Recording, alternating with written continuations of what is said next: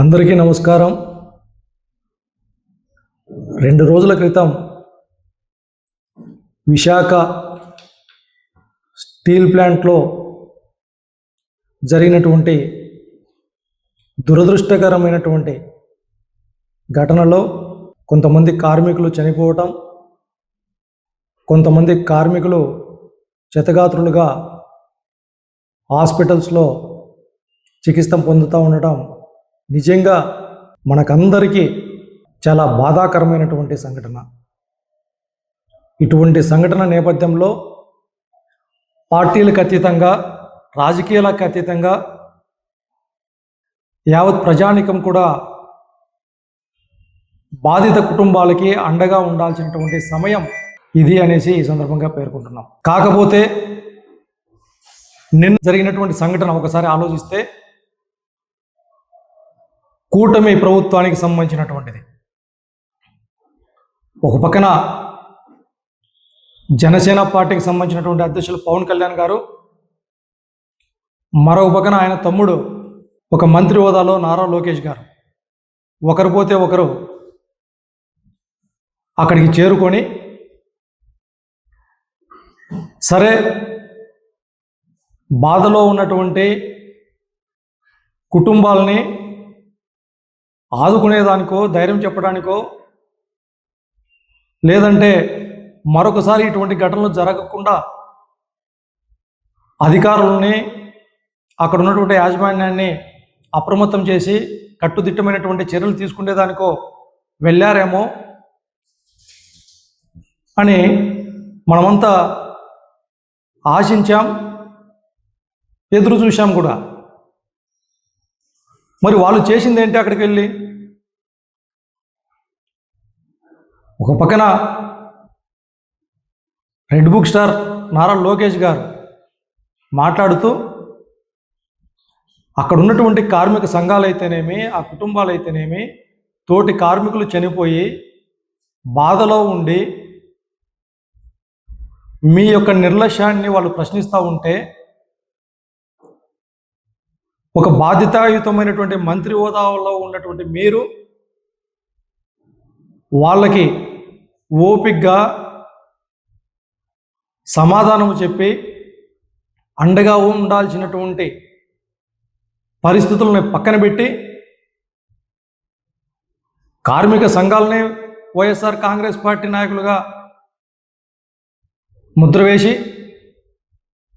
మరొక పక్కన అదే కార్మిక సంఘాల నాయకుల్ని మీ నోటికి వచ్చినట్లు మీ ఇంట్లో చనిపోయినారా అనేటటువంటి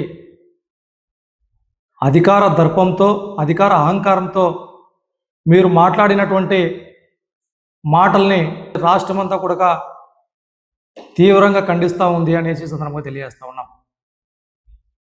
మరి అదే సందర్భంలో ఆవేశం స్టార్ పవన్ కళ్యాణ్ గారు ఆయనైనా వచ్చి ఏదన్నా ధైర్యం చెప్తాడేమో, అండగా ఉంటాడేమో అనుకుంటే యథావిధంగానే జగన్మోహన్ రెడ్డి గారి గురించి మాట్లాడటమే. విశాఖ స్టీల్ ప్లాంట్ కోసం, ప్రైవేటీకరణ కోసం వైఎస్ఆర్ కాంగ్రెస్ పార్టీ కృషి చేసిందంట. ఈయన వచ్చి ఆపినాడంట. జరిగినటువంటి సంఘటన ఏంది? మీరు మాట్లాడే విధానం ఏంది? విశాఖ స్టీల్ ప్లాంట్ కోసం ప్రైవేటీకరణ జరగకూడదు అనేసి జగన్మోహన్ రెడ్డి గారు ముఖ్యమంత్రిగా ఉన్నప్పుడు ఈ రాష్ట్ర అసెంబ్లీలో తీర్మానం చేసి కేంద్ర ప్రభుత్వానికి పంపిస్తే ఆ తీర్మానాన్ని పెట్టుకొని కేంద్ర ప్రభుత్వం కూడా అప్పట్లో ఉన్నటువంటి కేంద్ర మంత్రి స్వయంగా మీడియా సమావేశం ఏర్పాటు చేసి దీనికి ఆంధ్రప్రదేశ్ రాష్ట్ర ముఖ్యమంత్రి జగన్మోహన్ రెడ్డి గారు ప్రైవేటీకరణకి ఒప్పుకోలేదు అని చెప్పి, దీన్ని ఆపుతున్నామని చెప్పి బహిరంగంగా మీడియా సమావేశంలో పేర్కొన్నప్పటికీ వీళ్ళు ఈ విధంగా బురద చల్లేటటువంటి ప్రయత్నాలు చేస్తూ ఉన్నారు. మేము ఈ సందర్భంగా అడుగుతూ ఉన్నాం, మరి ప్రైవేటీకరణ అంశం అనేటటువంటిది కేంద్ర ప్రభుత్వంలోనే ఆధీనంలో ఉంటుంది కదా, మరి అప్పుడు ప్రైవేటీకరణకి కేంద్ర ప్రభుత్వం అనేటటువంటిది అప్పట్లో సహకరించింటే ఇవాళ మీరు అదే బీజేపీ ప్రభుత్వంతో ఏ విధంగా మీరు పొత్తు పెట్టుకుంటారో అనేసి సందర్భంగా అడుగుతా ఉన్నాం. మీరు ఇవాళ మాట్లాడుతూ ఉన్నారు. అచ్యుతాపురం ఘటనలో దాదాపు అక్కడ సంబంధించిన పరిశ్రమలో చనిపోయినప్పుడు ఇదే ఉప ముఖ్యమంత్రి హోదాలో ఉండి మీరు ఇంకా భవిష్యత్తులో పరిశ్రమల్లో ఎటువంటి ఘటనలు జరగకోకుండా ఎప్పటికప్పుడు దిశానిర్దేశం చేస్తూ అప్రమత్తంగా ఉంటాం, అన్ని పరిశ్రమల్లో కూడా తనిఖీలు చేస్తామని చెప్పి మీరు ప్రగల్భాలు పలికినారే. మరి ఇవాళ విశాఖ స్టీల్ ప్లాంట్కి సంబంధించినటువంటి ఇటువంటి ఘటనలు జరగకుండా ఏమి చర్యలు తీసుకున్నారు అనేటటువంటిది మిమ్మల్ని ప్రశ్నిస్తూ ఉన్నాం. ఇదే గతంలో జగన్మోహన్ రెడ్డి గారు ముఖ్యమంత్రిగా ఉన్నప్పుడు ఎల్జీ పాలిమర్స్లో దురదృష్టకరమైనటువంటి ఘటన జరిగి కార్మికులు చనిపోతే యావత్ ఆంధ్రప్రదేశ్ రాష్ట్ర ప్రభుత్వం అంతా కూడా వెంటనే స్పందించి ఆ ఘటన దగ్గరికి వెళ్ళి బాధితులకు అండగా ఉండి 24 గంటల్లో ఆ యాజమాన్యం ఇచ్చేటటువంటి బెనిఫిట్స్ కాకుండానే ప్రభుత్వం తరఫున ₹1 కోటి చెక్కులు ఇస్తూ ఆ కుటుంబాలకి ప్రభుత్వ ఉద్యోగాలు కల్పించినటువంటి పరిస్థితి జగన్మోహన్ రెడ్డి గారిది. అదే కాదు, ఏ ఘటన జరిగినా మానవత దృక్పథంతో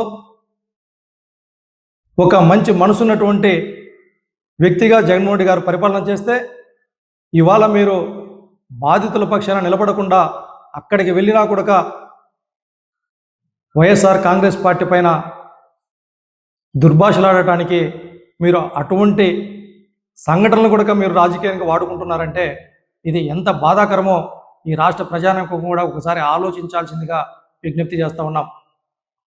ఇప్పటికైనా వైఎస్ఆర్ కాంగ్రెస్ పార్టీ తరఫున మేము డిమాండ్ చేస్తూ ఉన్నాం.